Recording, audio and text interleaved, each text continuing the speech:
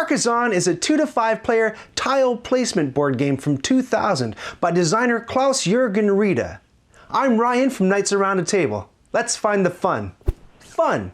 It's easy to learn, it's easy to teach, and it's easy to set up. You just shuffle a big stack of tiles, give everyone their meeples, and you're off to the races. Not fun. Memorization is required for A+ top level play.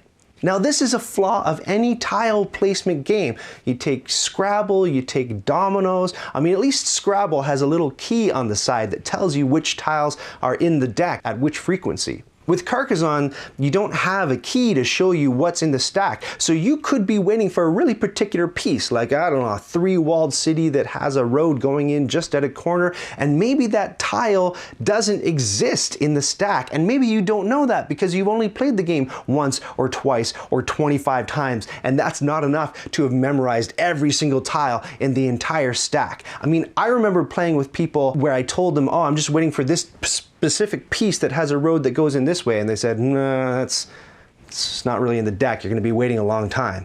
And that was kind of a bummer. So, you know, dominoes has the same problem, a lot of tile laying games. If you don't have the entire deck memorized and you know the whole possibility space and the probability of different things coming up, you really can't play at a high level.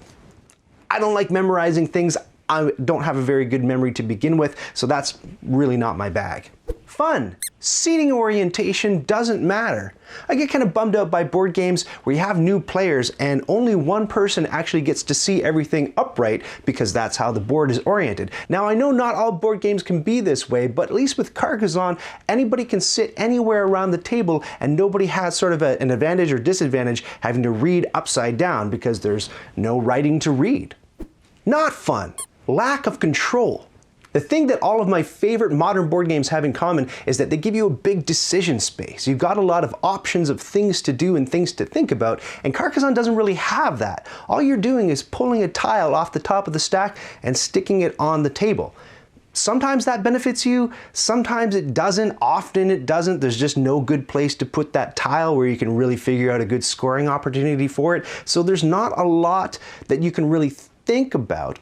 And if you look at strategy versus tactics, if strategy is sort of like your long game goal and your planning, and tactics is really in the moment, Carcassonne is a really tactical game. There's not a whole lot you can do to plan. I mean, you can build out corners of a city hoping to connect them later, but I mean, that's all down to hope.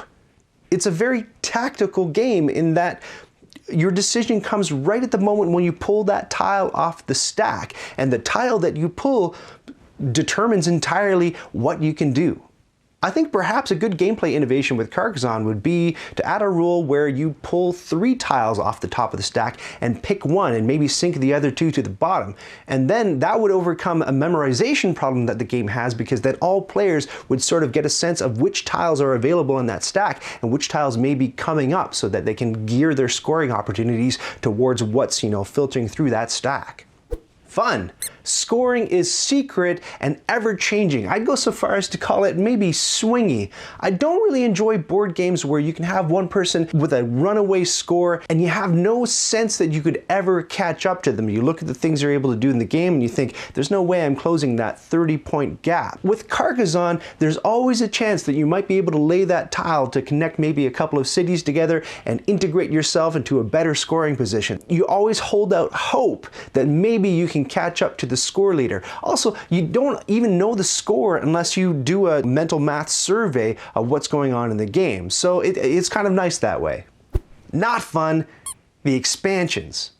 Now this might seem a really unfair point. I really should be reviewing the game on its own. But the popularity of Carcassonne led to a whole slew of expansions. There's princesses and there's bridge builders and innkeepers and there's dragons, all kinds of crazy stuff. If you want to take a really simple game like Carcassonne and have a really lousy time with it, pick up 2 to 3 of these expansions and add them to the game. Suddenly the game is taking hours when it could have taken half an hour or 40 minutes, and you're really not having a lot of fun in my experience. I've played a game of Carcassonne where we threw in, I don't know, 20, 30, 80 expansions, whatever it was, and it was just a slog and nobody was enjoying it. Fun. This doesn't really have a lot to do with the game, but it's kind of fun when you find out that Carcassonne is a real city in the real world. And it's neat to see pictures of the place and to see how faithfully they've reproduced it on the tiles in the game.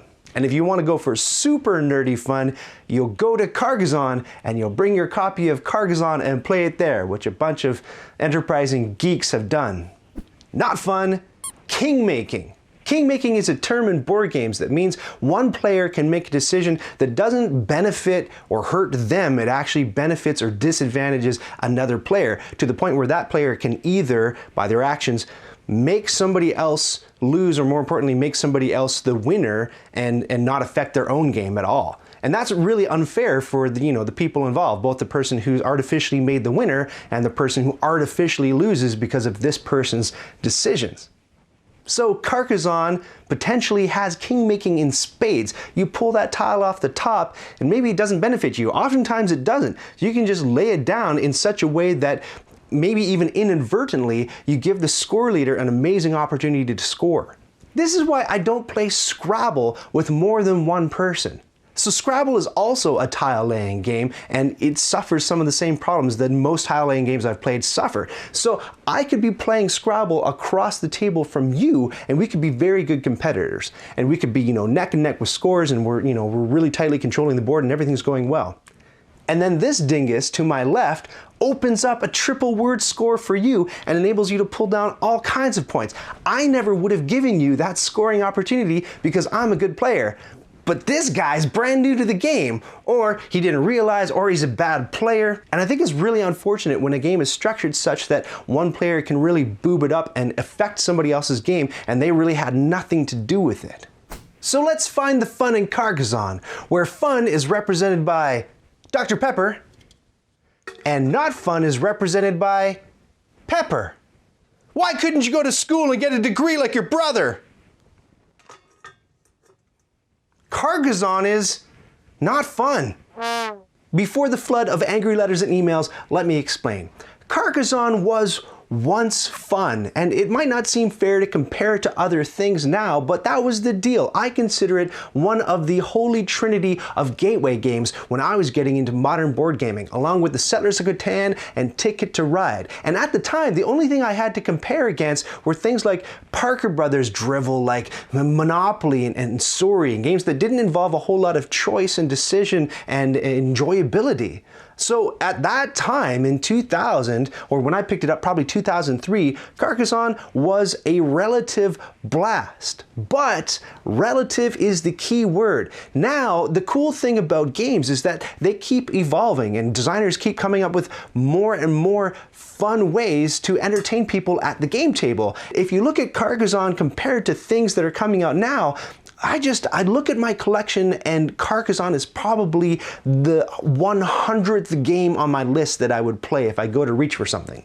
The only reason it's still in my collection is because I keep it around as sort of like an homage, or out of respect maybe. It's kind of like on Remembrance Day here in Canada, when we honor our war veterans, when they troll out that 96-year-old, highly decorated former general to lay a wreath on the cenotaph. I mean, that's great, we can pay our respects, but we're not sending that guy into active combat.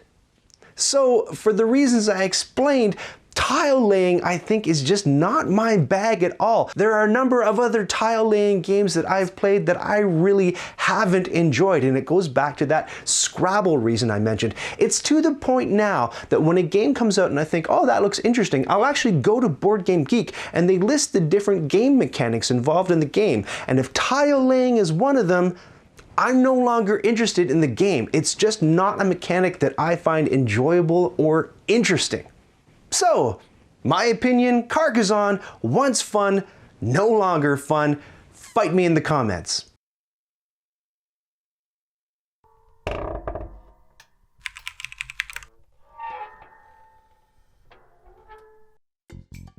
Did you just watch that whole thing? Oh, hey, to 100% this video, click the badge to subscribe and then click the bell to get notifications when I've got new stuff.